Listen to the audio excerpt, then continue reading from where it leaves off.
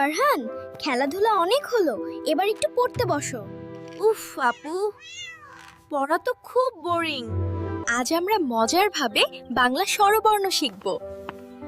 সত্যি আপু? দেখো, অ, আ, ই, ই। এগুলো কিভাবে মনে রাখবো? ওয়াও, আমরা কোথায়?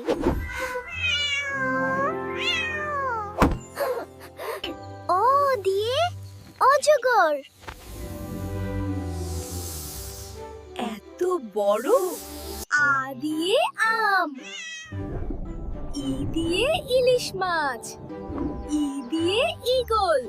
আমি বলবো, তুমি বলবে অক্ষর। ইলিশ। মিও পড়তে শিখে গেছে।